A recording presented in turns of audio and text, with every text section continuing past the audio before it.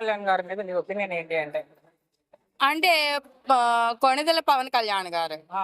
ఆయన ఇంతకు ముందు ఒక సినీ హీరోగా ఉన్నారు. ఆ! సో ఐ థింక్ నేను అనుకోవడం ఏంటంటే మనకి ఆహ్, ఆహ్, అంటే సినీ కల్చర్ ఈజ్ నాట్ అదొక అంటే సొసైటీలో నుంచే సినీ కల్చర్ స్టార్ట్ అవుతది. కానీ ఆయన సినీ కల్చర్‌లో పెరిగిన వ్యక్తి కాబట్టి ఆ! సడెన్‌గా రాజకీయాల్లోకి ఎందుకొచ్చారనేది వారి వ్యక్తిగత విషయం. ఓకే.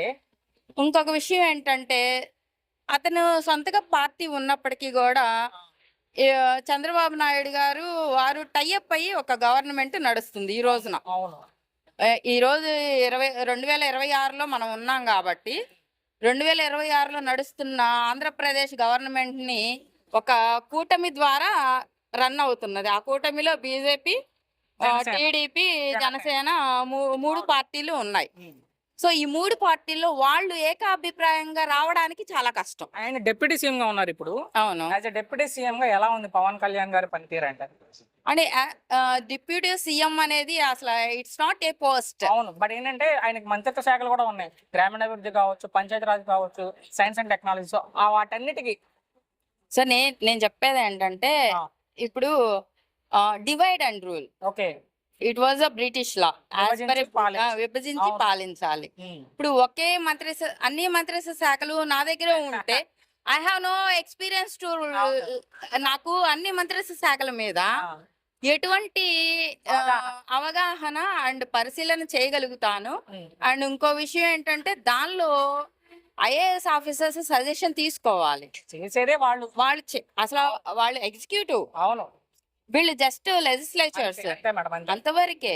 వీళ్ళు అన్ని ప్రభుత్వ శాఖలు ఒక్క దగ్గరే పెట్టుకుంటే హ్మ్. అది అభివృద్ధి జరగదు. అయితే కొంతమంది చెప్పేది మేడం, ఆయనకి పదవి వచ్చాక సినిమా అంటే ఆయన చెప్పేది ఏంటంటే ఈ డిప్యూటీ సీఎం అయ్యాక ఈ ప్రజలను వదిలేసి ఆయన సినిమాలు చేసుకుంటా తిరుగుతున్నారు అంటారు. యా మీరు కూడా దానికి నో అది ఇప్పుడు ఏ రాజకీయ పదవిలో ఉన్న వ్యక్తి ఎవరైనా సరే వ్యక్తిగతంగా ఒక లాభదాయకమైన వ్యాపారం కానీ ఇంకొక లాభదాయకమైన ఇంకొక ఉద్యోగంలో కానీ ఉండటానికి అనర్హులు. వాళ్ళు చెప్పేది ఏంటంటే ముఖ్యమంత్రిగా ఉండే సినిమాలు చేశారు అప్పుడు ఎన్టీ రామారావు గారు అంటారు. అప్పుడు ఈయన డిప్యూటీ సీఎం కదా అంటారు కొంతమంది. అప్పుడు ఎన్టీ రామారావు గారు చేశారంటే మేబీ నేను అనుకోవడం ఆల్రెడీ అతను కవర్ షీట్లు ఇచ్చిన వాటికి ఏమన్నా సమ్మర్ హాలిడేస్ వెకేషన్స్ లో వెళ్ళుంటారే తప్ప లీడింగ్ అతను ఉండి అంటే ఆదివారాలు శనివారాలు అట్లా ఎన్టీ రామారావు గారు నందమూరి తారక రామారావు గారు అలా అటెండ్ అయి ఉంటారు సినీ ఫీల్డ్ కి. ఎందుకంటే ఆయన కూడా సడన్ గా పెద్ద పార్టీ టీడీపీ పార్టీ స్థాపించారు.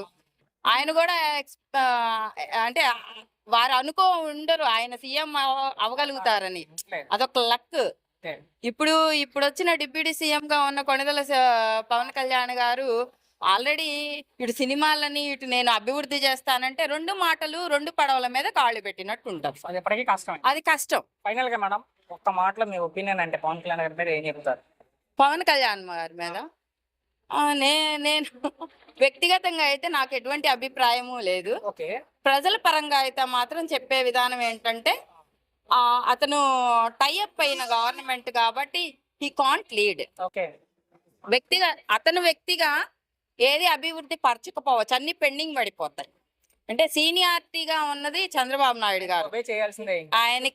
ఆయన ఏం చెప్తే అది చేయాల్సిందే.